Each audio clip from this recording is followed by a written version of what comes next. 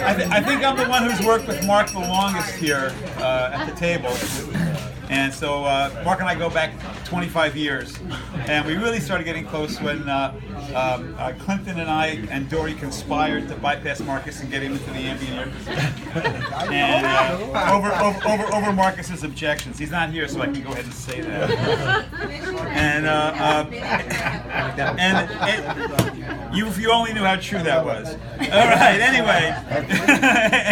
anyway, there's Mark would always come to my office every day, especially once he came in half ambient air and was doing the particular stuff when Anne-Marie left.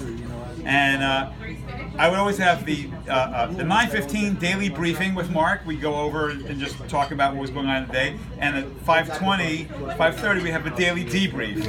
So there was, about 25 solid years of briefing and debriefing. I'm not going to be able to go all the things I know about Mark, that we got there. But usually we talk about office politics, or we talk about how tough the New York City commute was, and how it just kills you, and how air compliance is always so unreasonable.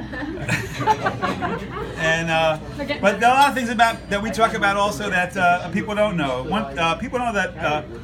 Almost as profitable as working for the federal government was Mark walking the dog. Now, you don't understand why, because Mark would find these things on the curb that people were throwing out that would be very, very valuable. There was the $700 knife that sold on eBay. Mark, he brought it in, he showed it to me. He said, this knife is something else, this is something. And then Mark went down and goes, there are people who collect this stuff.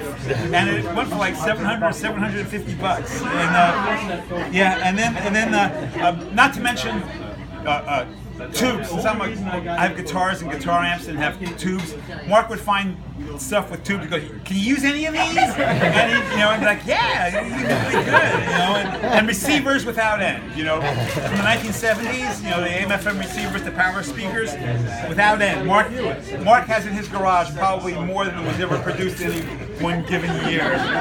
And that's besides all the guitar amps and bass amps and guitars he would find, and he'd go, is this any good? And I would test them, and some of them were really good. Mark took me out to a very nice dinner one time for a particular amplifier that we tested, sold for about $500 that was just put out of the garbage. So, it worked out well for me. And then, or he'd come back with something and he'd go, oh, how is it, how about this receiver? And he goes, guess how much I paid for it? And I'd always go ahead and go, well, if he's asking me, it's got to be really little. And I'd go, $10. And he'd go, no, this was a lot of money. I go, $5. And Mark would go, $3.50. And then he'd go ahead and always have a deal news or a fat wallet, any kind of coupon thing. I'm thinking about buying a computer. Mark would have like all the coupons ready and codes, and like it would be like 90% off by the time I was finally finished with that. And Carol alluded to Mark being a brewmaster, and I happen to like his beer. Yes, good. And Mark also had a side business there doing bike repairs. I don't know how much business, but he certainly had a lot of bikes and a lot of tools. You remember I had a problem and needed a tool for a bike that was specialized. I knew Mark had it. And then we also just talk about a lot about family things. Some people might not know about some things about Mark's parents. His father was in the first unit to enter Berlin after World War II.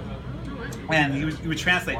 And his survival and how he came from Europe and actually was able to make it to America and survive the war, and then to go back there, being the first ones to go back into Berlin. And his father was a painter. Not, as Mark goes, not just a schmear job. Gold leaf, and working in the back bay houses. Mark would say the owners would go away for the winter, and they go, Mr. Winter, we want it done. When you come back, it will be finished. And they leave him to do all these very nice houses with all the fancy and intricate work. And I remember him telling me about Susan's father and the professor who never gave up his Canadian citizenship and worked with all the guys in New Mexico developing the bomb in World War II. And his investment advice, it goes up a little bit, then I sell, then it goes down. He had it all worked out. And of course the children, Danielle and my daughter Maria were the same age and would play together. And I remember Ben going from magic tricks to finally becoming in medical school. And Johnny Jr.'s durability test. We used to call that, if a toy would survive. If the battery, if you threw it against the wall and the battery went one way and the battery cover went the other way, and you put it together and it still worked, it passed the test. But now he's a PhD student in physical therapy, so but until I got to that point, there was a little bit of worry.